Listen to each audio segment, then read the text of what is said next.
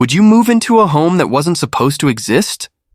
That's the question Claire kept asking herself the night they pulled up the long gravel driveway, headlights sweeping over the weathered white siding and tall, sloping roof of the house. It sat in the middle of nowhere, fields stretching out into shadow, woods beyond that. But the strangest part wasn't the silence, or even the way the windows seemed to glow faintly in the moonlight. The strangest part was that this house wasn't on the map. Claire's husband, Mark, had been the one to find it. A friend of a friend mentioned a hidden gem of a property, priced far lower than it should have been. The realtor swore it was just a listing error, a rural foreclosure with no official records to trace back the previous owners. Mark had grinned like a kid on Christmas morning when they signed the papers. But Claire couldn't shake the unease. From the moment she stepped out of the car, her stomach twisted. The air was damp and heavy, carrying the smell of wet soil and something faintly metallic. The house loomed against the night sky, its windows blank and watchful. It wasn't falling apart, not exactly, but it didn't look like it had been lived in for years. The wood of the porch creaked beneath her shoes as if groaning under the weight of her presence. "Babe," Mark called, lugging a box from the car. "We finally did it. No more city rent, no more noisy neighbors. Just us and peace and quiet." Claire tried to smile, but it felt forced. Yeah, just us. Inside, the house was bigger than she expected. Too big. The ceilings stretched high, beams cutting across the dimly lit rooms, and the floor plan seemed to twist in ways she couldn't quite follow. She counted 5 rooms on the first floor alone, and 3 more upstairs. Her brow furrowed. "Didn't the listing say it was a 2-bedroom?" she asked. Mark shrugged, already unpacking. "Probably a typo. Score for us, right?" That night, after hours of setting up, they collapsed into bed in one of the upstairs rooms. Claire tried to sleep, but the house had other ideas. She heard faint creaks, like footsteps pacing the hallway, a low thud somewhere downstairs, and, though she told herself it was her imagination, the sound of wood splintering, as though something were being built. At exactly 3:12 a.m., she woke to a draft. The air was freezing, raising goosebumps across her arms. She sat up and blinked into the darkness. Across the room, where there had only been a wall when they moved in, now stood a door. A door that hadn't been there before. Claire's breath caught. "Mark," she whispered, nudging him. He stirred, groaned, then sat up groggily. "What is it?" She pointed, but she didn't need to say anything. His eyes widened when he saw it too. They both climbed out of bed slowly, the old wooden floorboards creaking under their weight. The new door was painted the same dull white as the others in the house, the handle old-fashioned brass. It looked like it had always been there. Mark reached for it. "Don't!" Claire hissed, grabbing his arm, but he shook her off. "It's just a closet or something." The door swung open with a drawn-out creak. The smell hit them first, iron, rot, something damp and foul. Claire gagged, covering her nose. Mark lifted his phone to shine the flashlight inside. The beam revealed a small, square room. At first glance, it was just empty space. Wooden walls, a bare floor. But then the light fell on the far corner. Dark stains soaked deep into the boards. Handprints smeared against the wall. And etched into the plaster, jagged and uneven, was a single word scratched over and over again until the wall seemed to bleed with it. "Murder."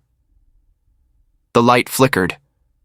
For a split second, Claire swore she saw something crouched in the corner, its eyes gleaming back at her.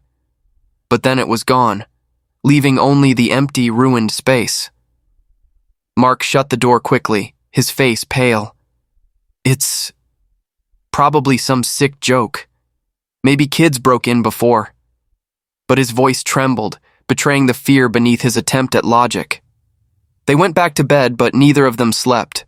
The next morning, when Claire dared to look again, the door was gone. The wall was solid, as though nothing had ever been there. And yet, she couldn't forget the stains, the smell, or the word carved into the walls. She didn't know it yet, but that was only the beginning. Because the house hadn't finished building. It was only just getting started. The following day was gray and heavy, clouds sagging low enough to touch the roof of the house. Claire moved through the rooms with a knot in her stomach, every step echoing in the too large silence. She kept checking the wall where the strange door had been. Solid plaster. No seam, no knob, not even a shadow of a frame. If not for the memory of the smell and the stains, she might have believed it had all been a nightmare. But Mark was quieter than usual. He brewed coffee, flipped through his phone, and avoided her eyes. Every time she tried to bring up what they had seen, he waved it off. "Old houses are weird," he muttered. "Walls shift, doors stick. We were exhausted. We probably imagined it." Yet when the sun dipped behind the trees and night fell, Claire noticed how often he glanced down the hallway as if expecting something to move. By midnight, a storm had rolled in. Rain lashed the windows, and the wind groaned through the trees. Claire lay awake in the upstairs bedroom, staring at the ceiling while Mark's steady breathing told her he had finally managed to sleep. But she couldn't shake the feeling that something was happening. Something she couldn't hear but could sense. A low hum beneath the storm, like nails dragging across wood. When her eyes flicked to the digital clock, it read 3:09 a.m. Her chest tightened. She sat up, every muscle tense. She wanted to close her eyes, to block it out, but her body moved on its own. Slowly, she climbed out of bed, her bare feet cold against the floorboards, and walked into the hall. There it was, another door. This one hadn't been there yesterday. It sat at the end of the upstairs hall, half hidden in shadow, its frame rough as if it had been forced into the wall overnight. Unlike the first, the paint was peeling, blackened in places like it had been burned. Claire's breath came shallow. She should have gone back to bed. She should have woken Mark. But the pull of it was unbearable, like the house itself was willing her closer. Her hand trembled as she reached for the handle. The brass was icy cold, colder than metal should ever be. She turned it slowly, and the door creaked open with a sound that was more like a groan. The smell hit her again, thick, suffocating, metallic. She gagged, covering her mouth with her sleeve. Inside was a bedroom, old-fashioned, with faded wallpaper and a crooked bed against the wall. The covers were rumpled as if someone had just left. A broken lamp lay on the floor, the bulb shattered. And on the far side of the room, dark stains splattered the floorboards and climbed the wall like ivy. Claire's stomach dropped. She knew those stains. She knew that smell. Blood. Her hands shook as she lifted her phone and opened the flashlight app. She swept the beam across the walls and froze. On the wallpaper, written in dripping letters the color of rust, were the words, "The boy who died here still screams." Her breath came ragged, too loud in the silence. Then beneath the storm, she heard it. A sound so faint she thought it might be the wind. But no, there it was again, high-pitched, desperate, a child's scream. Claire stumbled backward, the beam of her phone jerking wildly. In the corner, she swore she saw the outline of something small curled up on the floor. A boy, pale, thin, his mouth open wide, screaming silently. She slammed the door shut and nearly fell against the wall. Her chest burned, tears stinging her eyes. Mark's voice came from behind her, thick with sleep. "Claire, what the hell are you doing?" She spun, still shaking. "The room! It's another one! There's blood! There's a boy!" But when she turned to point, the hallway was empty. No door, no scorch marks, no smell, just smooth, solid wall. Mark rubbed his face, scowling. "You've got to stop this, you're scaring me." "I'm not imagining it," she snapped, her voice breaking. "I saw him, Mark. A boy. He was screaming." Mark's expression softened, but only slightly. He pulled her into his arms, murmuring, "It's stress. Moving, the storm, lack of sleep. You need to rest." But Claire didn't sleep. She sat awake, shaking while the storm raged outside. The next morning, she did something she hadn't done since they moved in. She drove into town. The library smelled of dust and old paper, the fluorescent lights buzzing overhead. Claire asked the clerk for old newspapers, records of crimes, anything unusual from the past few decades. She wasn't sure what she expected. Maybe nothing. Maybe proof she was losing her mind. But she found it. A headline from 20 years ago. Local boy 8, found dead in bedroom. Police ruled death a homicide. Her blood ran cold as she read the details. The crime scene photos showed a small, faded bedroom, wallpaper peeling, a broken lamp, stains across the wall. It was the same room she had seen last night, word for word. When she drove back to the house, gravel crunching under her tires, a terrible thought rooted itself in her mind.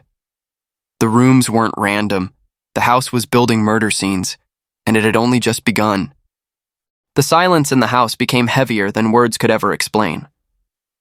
That morning, neither Emily nor Mark mentioned the new door that had appeared in the hallway overnight. They didn't need to. Both of them had seen it. Both of them had chosen to walk around it, as if ignoring it would somehow make it vanish. But deep inside, a gnawing truth began to settle in.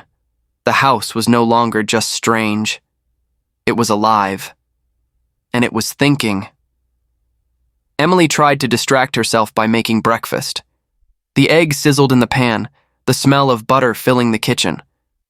Mark sat at the table, scrolling through his phone, but his eyes weren't really on the screen. He was staring past it, into nothing. Every few minutes, his gaze flickered toward the hallway, toward the door that hadn't been there yesterday. Neither of them mentioned it, but both were aware of its silent presence. Finally, Emily broke the silence. "I don't want to open it." Mark looked up, startled by her words. "What?" "The door," she said quietly, lowering her voice as though the house itself might be listening. "We shouldn't open it." Mark set his phone down and leaned forward. "We can't just leave it there.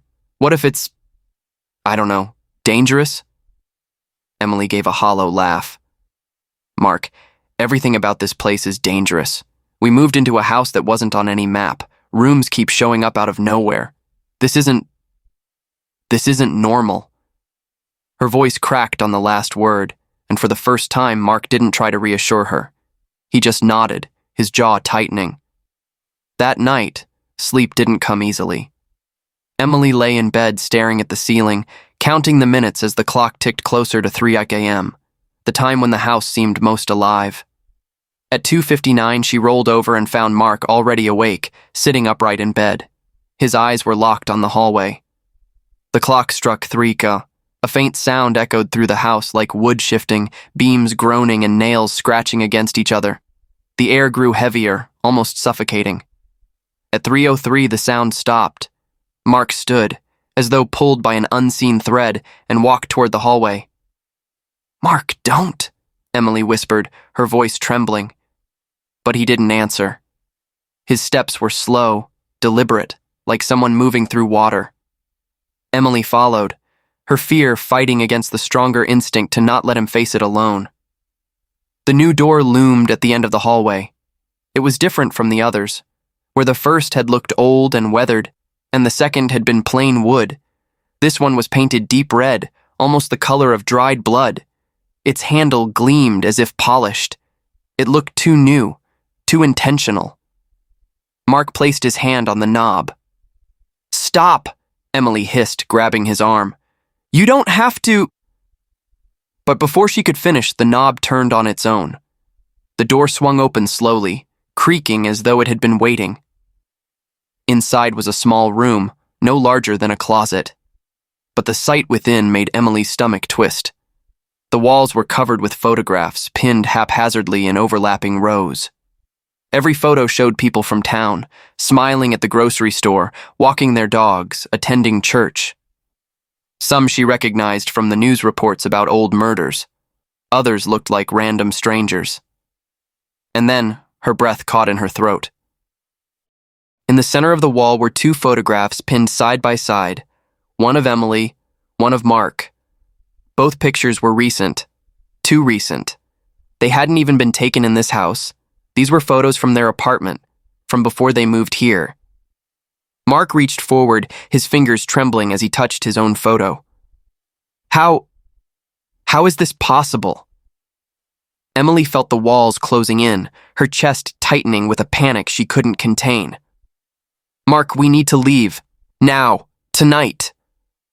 He nodded quickly, too quickly, like a man grasping at the one lifeline thrown his way. Yes. We'll pack what we can and go. But just as they turned to leave the room, a new sound filled the house. Not the groaning of wood, not the scratching of nails. This was different.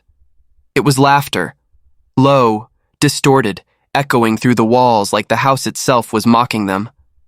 Emily froze, her skin crawling. The sound didn't come from any direction. It came from everywhere at once. Mark grabbed her hand. We're getting out, now! They ran to the bedroom, shoving clothes into bags, grabbing their phones, keys, wallets. Every second, the laughter grew louder, shaking the walls, rattling the floorboards beneath their feet. By the time they reached the front door, Emily was nearly sobbing with fear. She fumbled with the locks, her hands slick with sweat. Mark yanked the door open and froze. Outside, there was no yard, no road, no trees. There was only darkness, endless, suffocating black. The house had erased the outside world. Emily's scream was swallowed by the void as the front door slammed shut on its own, rattling the walls like a coffin lid being sealed. They were trapped. And somewhere deep within the house, another door was already beginning to form. Emily's scream still echoed in her chest long after the front door slammed shut, but the sound of the laughter, deep, guttural, vibrating through the walls, lingered in the air like smoke. She stumbled backward, her back pressing against the wall, and slid down until she was sitting on the floor, her chest heaving. Mark stood frozen in front of the door, his hand still gripping the knob, staring at the black void outside as if maybe, if he looked long enough, something would change. But the darkness remained, thick, endless, alive. This isn't real, Emily whispered, her voice trembling. This can't be real. Mark let go of the knob and staggered back, his face pale. There's nothing out there, Em. Nothing. It's like the world doesn't exist anymore. Emily's eyes darted around the foyer, her thoughts spinning. No, it does exist. It has to. We drove here. We saw the town.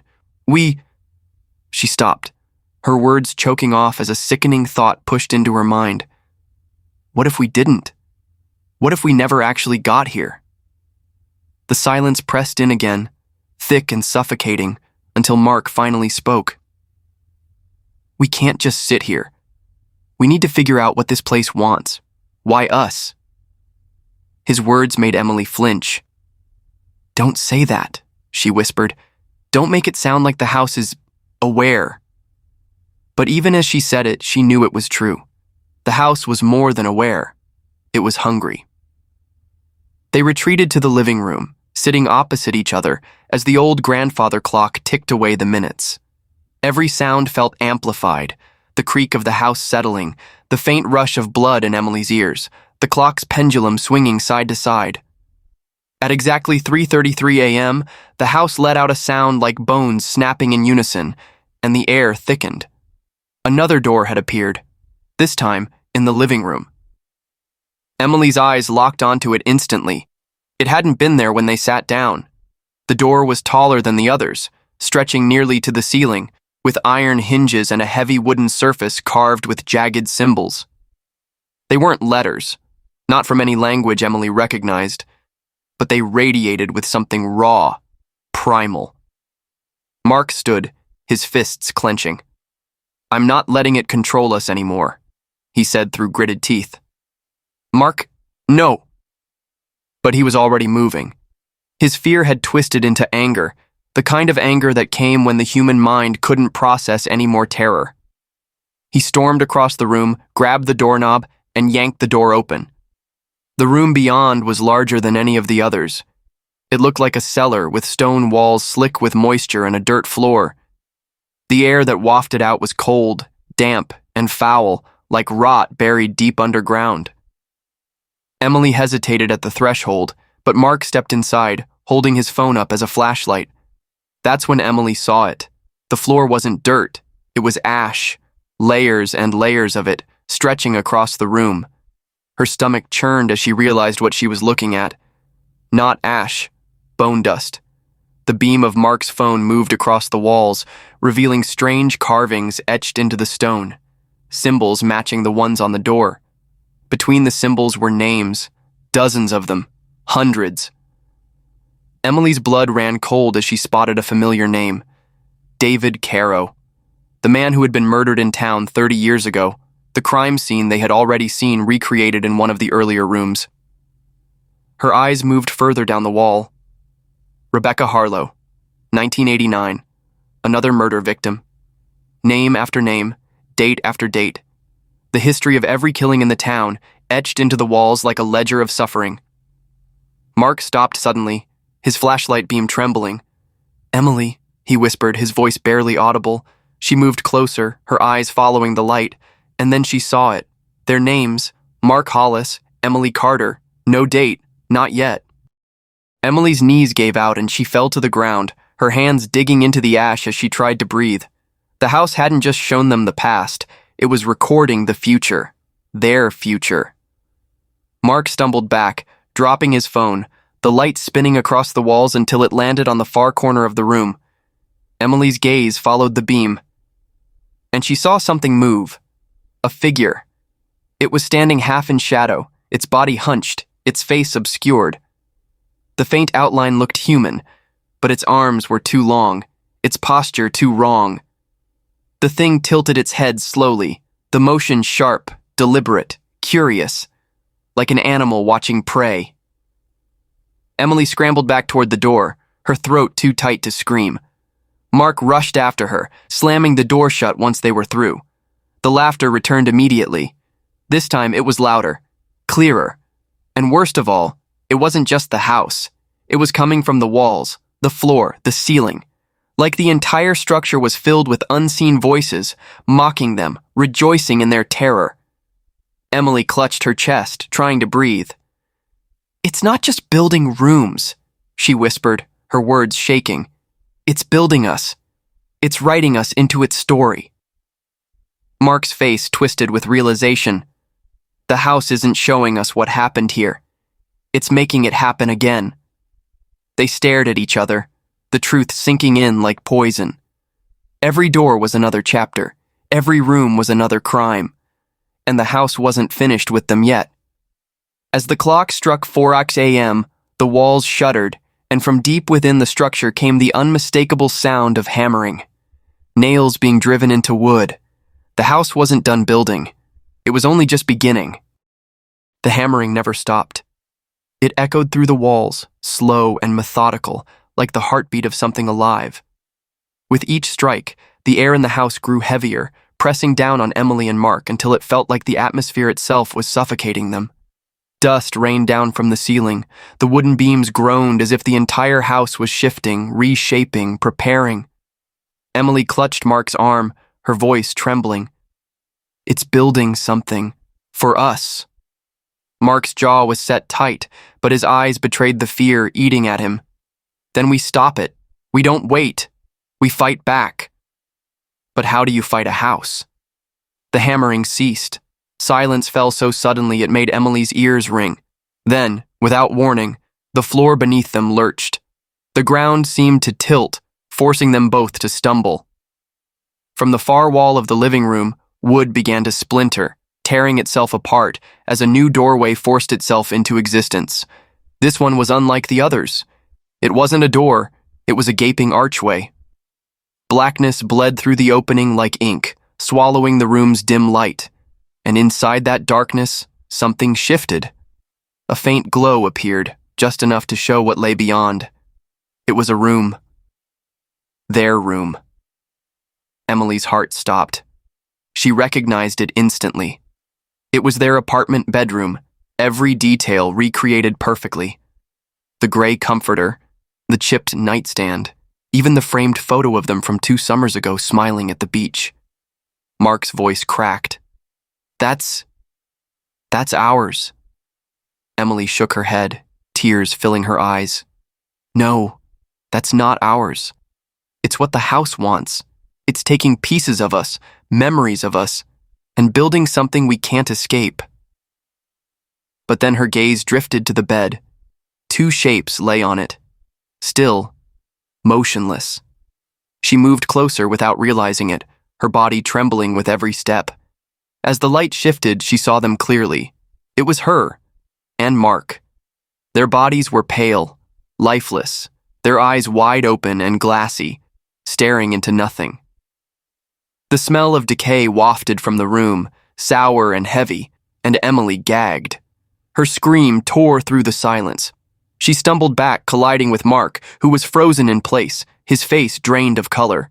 The house wasn't just building their future, it was building their death. The laughter returned, louder, clearer than ever before. This time, Emily swore she could hear words hidden in it, fragmented whispers that seemed to seep straight into her mind. You belong here. You were always meant to. Mark grabbed her hand, yanking her away from the archway. We're not staying here. Do you hear me? We're not dying here. They ran, through the hallway, past the photos, past the red door. But the house shifted around them. Doors slammed shut, walls stretched longer. Every turn brought them back to the same place, the archway to the replica of their apartment. The house was funneling them, forcing them. Emily collapsed to her knees, sobbing. It's useless, it's already decided. Mark crouched beside her, gripping her shoulders. No, listen to me. The house feeds on fear. That's what all of this is, scaring us into giving up. If we stop playing its game, maybe, just maybe, we can take control. Emily stared at him, her breath ragged. Could it be that simple? Could defiance break the cycle? The archway pulsed, the darkness inside throbbing like a heartbeat. Their decaying doubles still lay on the bed, waiting. Mark stood, pulling Emily up with him. He took a deep breath, turned toward the room, and screamed into the void. You don't own us! The house trembled violently, the floorboards buckling beneath their feet. The laughter twisted into a guttural roar, a sound of fury. The air turned icy, slicing through their skin like blades. Emily found her voice, joining him. We're not yours! We're not staying! The walls cracked, plaster splitting like open wounds. Light, blinding, searing light, poured through the fractures, spilling across the floor. The house howled in protest, every board shrieking as if it were alive and dying. Mark tightened his grip on Emily's hand. Run! They bolted toward the light. The floor gave way beneath them, the walls collapsing inward. The sound was deafening, like the end of the world. Emily's vision blurred as the light swallowed her whole. And then, silence. Emily opened her eyes slowly. She was lying on the grass, real grass. Above her stretched a dawn sky streaked with pink and gold. Birds chirped in the distance. The air smelled of dew and pine, not rot and ash. Mark was beside her, breathing hard, alive. They both turned. The house was gone. Only an empty field remained. For a long time, neither spoke. Finally, Emily whispered, Did we escape? Mark's eyes stayed fixed on the empty field. I think so. But as they stood and began walking toward the distant road, Emily couldn't shake the feeling that something was wrong. Her hand brushed her pocket, and she froze. Inside was a folded photograph. She pulled it out slowly, her heart thudding.